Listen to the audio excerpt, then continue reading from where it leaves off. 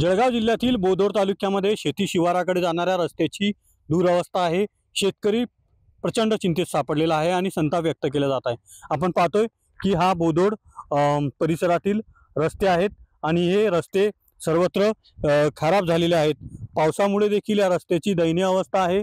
आपण पाहतोय की अत्यंत दुरवस्थेमुळे शेतकरी जो आहे आपल्या शेतापर्यंत जाताना वाहन घेऊन जाताना मोठी तारेवरची कसरत शेतकरी वर्गांना या ठिकाणी करावं लागते।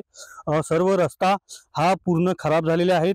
या रस्त्याचे तातडीने दुरुस्त कराव्यात। पूर्ण रस्ता उखरलेला आहे। रस्त्याची दुरुस्ती करण्याची मागणी वारंवार शेतकऱ्यांकडून केली जात आहे। पानद अंतर्गत रस्त्याची दुरुस्ती करावी, रस्ते करण्याची मागणी बोदोड तालुका परिसरातील शेतकरी वर्ग करताना दिसत आहे। कॅमेरा पर्सन मंगेश ढोलेसह रवी गोरे, TVN मराठी, बोदोड, जळगाव।